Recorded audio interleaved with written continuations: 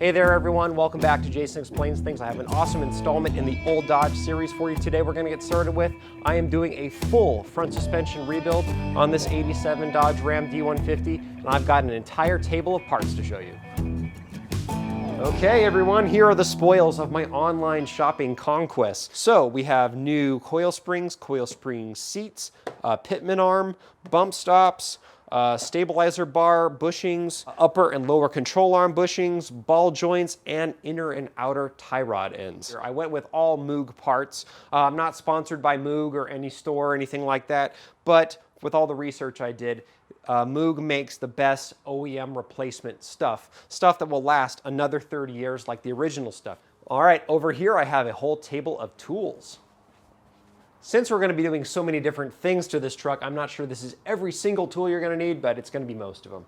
So probably the most important thing, at least for me to sound correct and to not spread misinformation to you all, is a shop manual. This one actually was behind my seat when I bought the truck, so I'm pretty happy about that.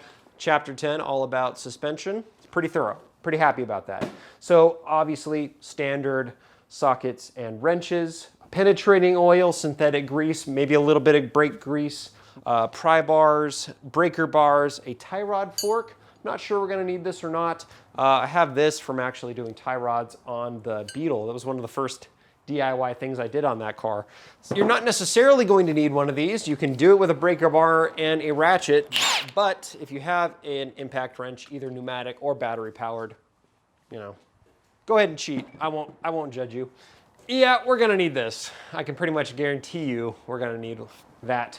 And the most specialized thing, tool set that I have on my table here is a ball joint press kit. I got this from Harbor Freight with a coupon, I believe, for 60 bucks after tax. So if you're gonna be doing a project like this, you know, this would be good to have.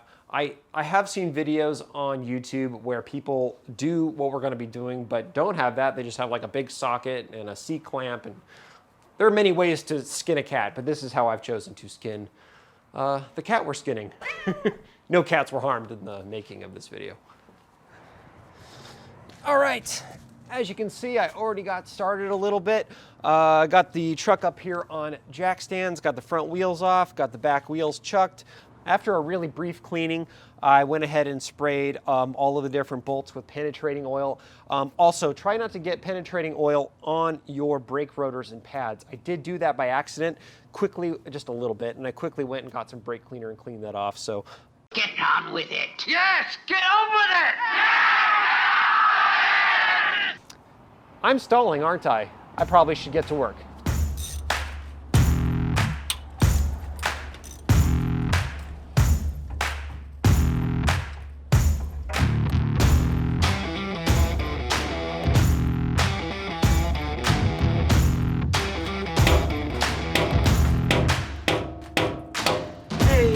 Cool, well with our tie rod disconnected, we can take a 9/16 wrench and a large adjustable wrench and start removing our shock.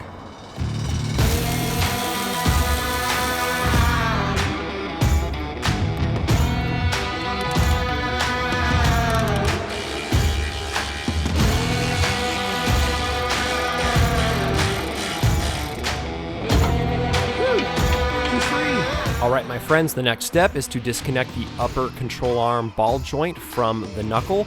For safety reasons, something you want to do that I neglected to do on the driver's side that I did end up doing on the passenger side is you want to use your floor jack to raise the lower control arm up a little bit, putting a little bit of tension on that spring so that when you disconnect the upper ball joint, it doesn't kind of come loose dramatically like it does right here. Hey! Since the strut rod is still attached to the lower arm, it didn't fall down far enough so that the spring became dislodged and then lodged into my face. But still, using a jack to support that lower arm makes this job much safer and less boneheaded. While working on the driver's side, I thought it might be necessary to use a spring compressor to take the tension off the lower arm while I worked on it, but after doing both sides, I'll tell you this is completely unnecessary. Just use a floor jack like I'm using here and you'll be totally fine. So you've probably already noticed this, but it's a little bit more difficult to disconnect the knuckle from the lower ball joint than it is from the upper one because you can't just hammer it out. So what I went ahead and did is I read a little bit into the manual, and they kind of had inspiration for this. This is a 8-inch carriage bolt that I trimmed to 7 inches. Can't be 8 inches, has to be 7. Then I have a 1/2-inch coupler right here and a 1/2-inch large washer. And what this does is it acts as a ball joint separator. You slide it in like that, then you use an adjustable wrench on the bottom to hold the square end here, and then I need an 11/16 wrench to twist the coupler up, and that shall pop the ball joint loose.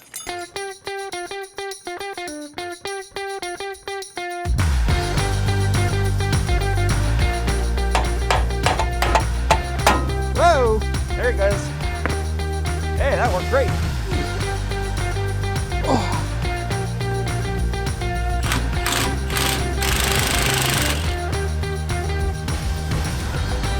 All right, the spring is now free.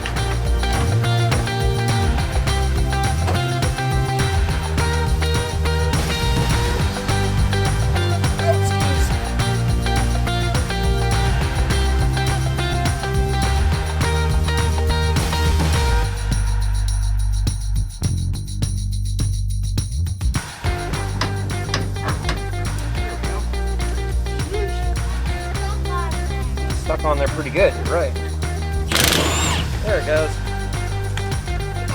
It's out. Cool. Excellent.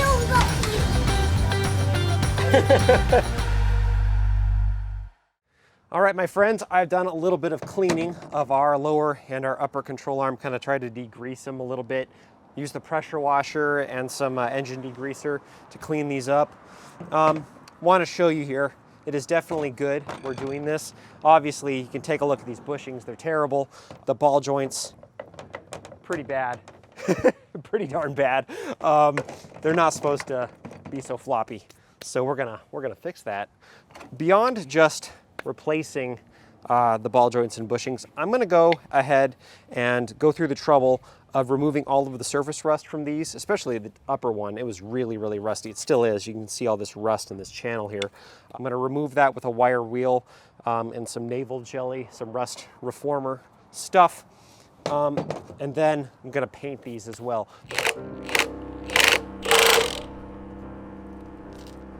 Yeah, I was worried about that. Looks like I'm only pushing the rubber out.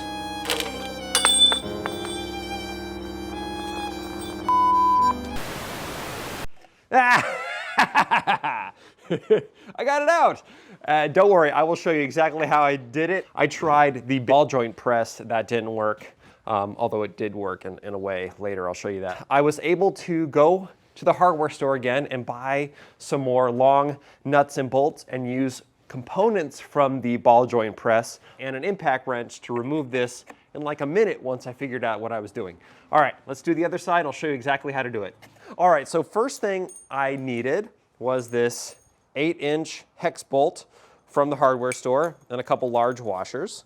Then I'm using this cup from the ball joint press kit and this piece as well. And then we slip it through our bushing. Then I'm using an impact socket which fits perfectly on the metal part of the bearing so that it doesn't rub against the actual control arm at all. Then a 1/2-inch steel spacer. All right, we're almost there. Then a large washer, and then a nut. Kind of get it all nice and tight by hand before we run it out. And then I use the impact wrench right here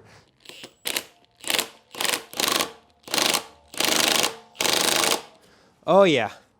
Yeah, it's coming loose. It's just very, very, very stuck. 33 years old. Man, that is under some pressure. Making me look bad. You worked off camera. You guys big fans of fire? PB Blaster is not flammable.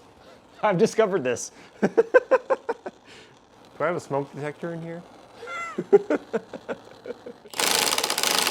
There it goes. Hey! Do it yourself! You guys ready to see this thing? It's probably gonna be hot, because I burned it. That was the cause of my suffering right there. Well, we got that taken care of. I'm going to go ahead and move on to the lower control arm bushings, and then we can get rid of these old ball joints. One more note before we move on is, I just wanted to make sure you see this, is don't discard this piece. Kind of when I just took that apart, I thought it was just a part of the bushing, but it's not. It is the sleeve. If you look here in the manual, this goes on the inside, on the right side of the upper control arm, on the bushing, in between the bushing and where it mounts to the frame. So don't disregard this. I'm going to clean this up and set it aside.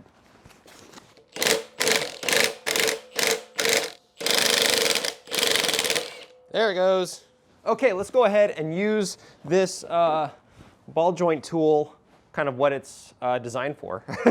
So, tell me if I'm doing anything wrong, but Yep, wrong. Well, only sort of. So in this time-lapse video, you'll see me using the tool correctly. I'm working on the passenger side lower control arm here. Slip the top of the ball joint into the end of the large bolt section of the tool. Use the correct size cup on the other end so it can be pressed out. Make sure your threads are greased so you don't damage the tool, and press the old ball joint out. Simple as that. No, Jason, don't do it. No! Ah. Hey everybody, it's future, wiser, windier Jason here to tell you that actually what I did there was a mistake. I misread the manual, and long story short, you're actually supposed to thread out the upper ball joints on the upper control arms, not press them out and press new ones in. By pressing the originals out, I actually just destroyed my original OEM upper control arms. A big clue that I should have noticed, and a big brain fart on my part, is the upper ball joints have a square shape, which denotes that you need a special socket to remove those. Use a large ratchet and a special 2 9/64 inch socket that I'll link down in the description below. Anyway, I ended up purchasing some aftermarket upper control arms off of eBay because I could not find any OEM ones locally or on the internet. It was an expensive lesson that I ended up having to learn, but I'm glad I caught it. When you watch my channel, you're gonna probably see me mess up. You know, if I mess up, probably someone else might also make that mistake, and it's good to show mistakes so you know what to do and what not to do. All right, let's get back to the project.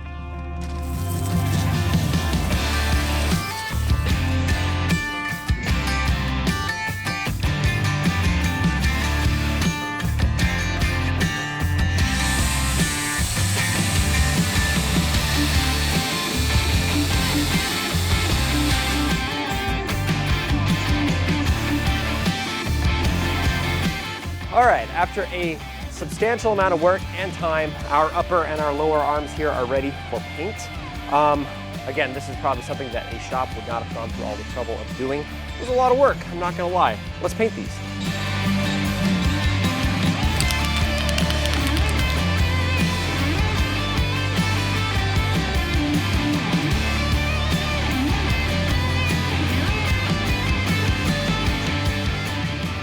Okay, it's a new day. I'm back at it on the Dodge front suspension project. Last thing I did yesterday was I left the bolts and nuts soaking in rust remover. I came out this morning, rinsed off the hardware with WD-40, and I'm very impressed with the results. I also sprayed rust remover on parts of the frame where there was a little bit of surface rust. Again, came out this morning, rinsed that off with WD-40. I used some 400 grit sandpaper, and I sanded all of the mating surfaces on our upper and lower control arms. We are now completely ready to press in the new bushings and ball joints. Okay, so let's go over the process. of how to press this in. This is how you do pretty much any bearing. So we'll kind of go through it in detail once, and then we'll just kind of montage it for the rest of them. We're going to press this in like so that this touches that. So what you want to do is you want to have a socket that touches the metal, but that doesn't touch this rubber. So this 36 millimeter socket fit, we're pressing this way, like that. And I'm using components that came with that ball joint kit from Harbor Freight. All right, we are ready to run this in.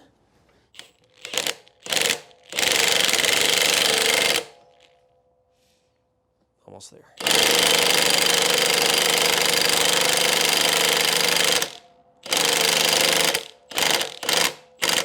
Boom. Okay, so we got both of the new bushings pressed into the upper arm. On this side of the arm, you have to install this spacer sleeve. This is going to be a little bit tricky, but it is a really, really tight fit.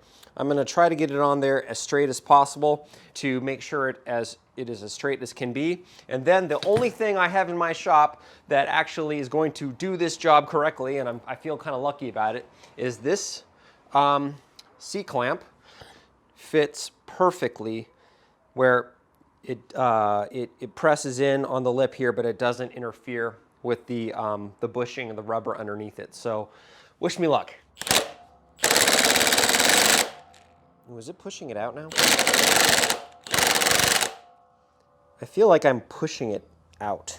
Okay, so I'm a little bit apprehensive about all this, but I think we have figured out a solution. So with pressing the bushing together with the sleeve, with the arm in between, we got the sleeve to be flush with the metal on the bushing on this side, but it was now pushing this back. I think, frankly, because it's aftermarket, the tolerances, the gap of the Moog part is just a little bit different. So what I'm going to do, as you see here, is I'm now cupping the bushing on this side, and I'm just going to push the bushing on this side back up against here flush. It's like 1/8 of an inch out. Gonna do it by hand too, because I'm getting a little scared of the impact wrench, to be honest with you. Yep, I think it's in. I think that was it. Nice, yeah. Yeah, I feel good about that. I feel fine about that. This is getting cupped too much. I can't keep pushing on it anymore. It's good. All right, everybody, it is time to press in our new ball joint here on the lower arm. So first off, kind of get it in there a little bit seated correctly. You're going to use this piece on the top. Again, we're pressing on the metal around here, not on the center. You don't want to touch the center. So this piece fits nicely on there. It's going to go in like that. And then we get our C-clamp. We just use the impact driver and run it in until that is flush with that.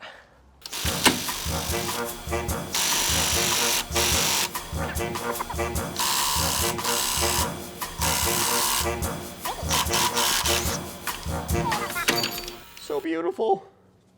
I'm gonna touch up paint on this guy and then this is done. Hey there, future cold, Jason again with the bad hair. Want to quickly give you a note about the installation of the ball joints on the upper arms. Again, you want to use that special 2 9/64 socket to thread the upper ball joints in. And I ended up using some high strength red Loctite to kind of make sure it was nice and secure in there. And I torqued it down to 150 foot-pounds.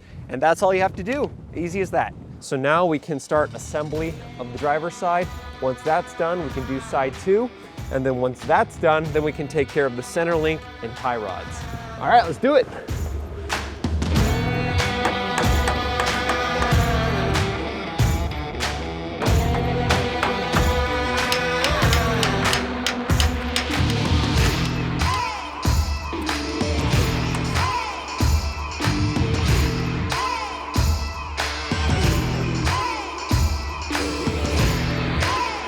Okay, so we got our arm installed here, sort of, nice and loose. So the camber, the adjustment here, kind of eyeballed it to be close to where it was before, and it's even on both sides. It's definitely not correct, but we're gonna, as soon as this is all done, we're gonna go take this to a tire shop and have alignment done. So not a huge deal. Just, you're not supposed to do your final torque until the truck is under its own weight. So I'm going to wait until assembly is complete, kind of essentially lift it off of the jack stand here, and then once that's done, I can torque those, and then it'll be safe to drive off to the tire shop.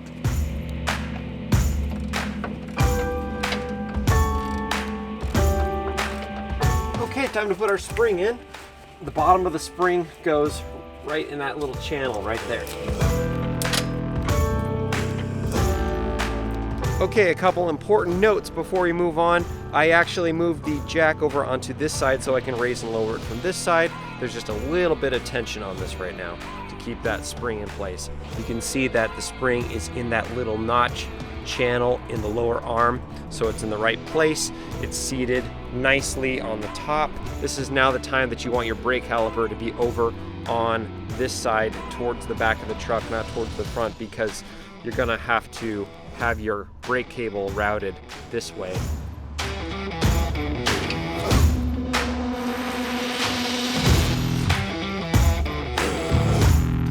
Went ahead and used a brake cleaner and a rag to make sure that both the top and bottom where the ball joints are going to attach is nice and clean, so that the mating surface here is good.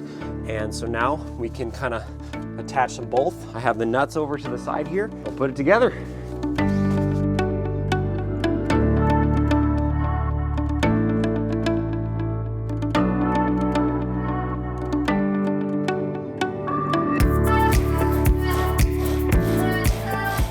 All right, let's grease this guy up, starting with the bottom one.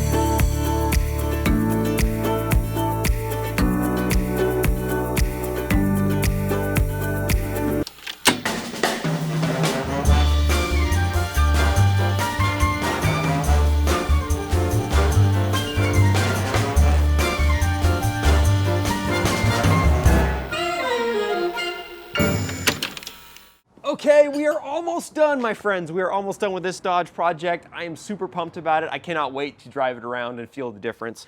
So the last thing we have to do before we can take the truck off to get aligned is we need to replace the center link and the tie rod ends. So to do that, you're gonna need your trusty pickle fork and a sledgehammer, and then we are done. Hey! Boom!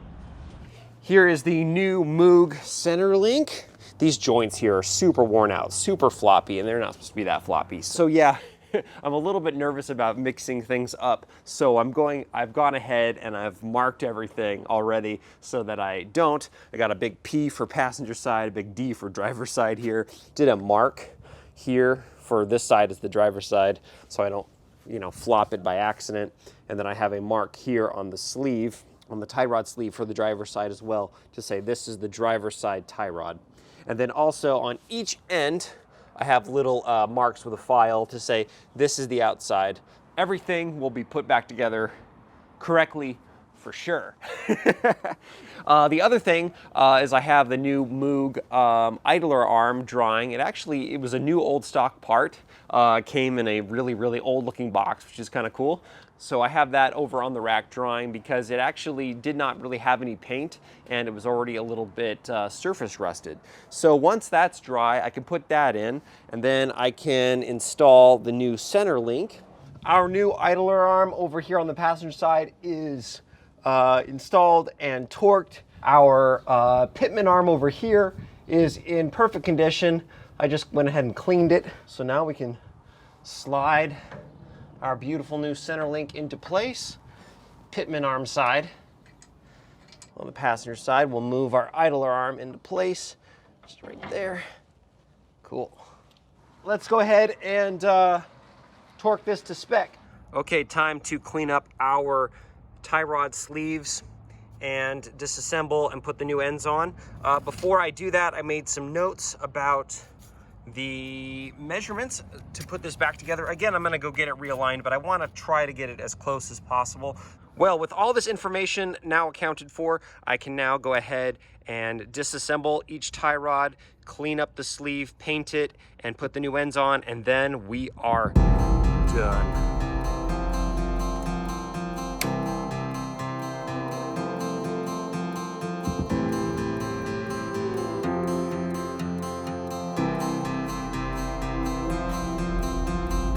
And for clarification, your left tie rod goes, well, I guess it makes sense. It's always on the left. So on the other one, on the driver's side, the left one was on the inside, but on the passenger side, which is on the left side of the car, left facing to the left. Imagine that. Let's put them on. I hit my head earlier. Come on. Whee!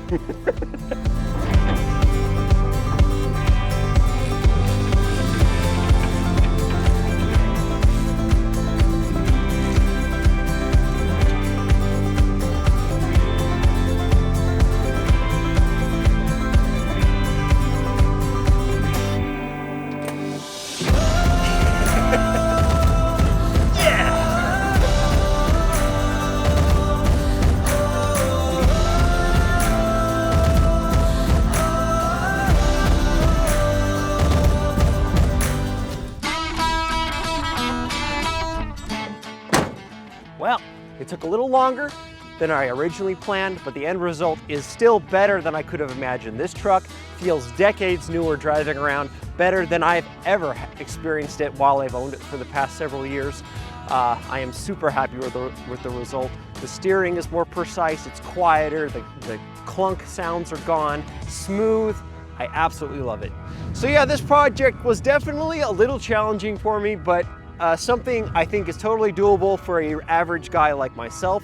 So anyway, thank you all very much for watching. I hope you enjoyed the video. Hopefully it was helpful. Please subscribe and hit the bell icon if you want to see more videos about the old Dodge or other cool stuff too. Also, leave a comment down below about other Dodge related things you'd like to see done, other projects, other maintenance you might be interested in seeing how it's done. Maybe I can help you out. Also, I have other videos on the channel about this truck that you can check out as well.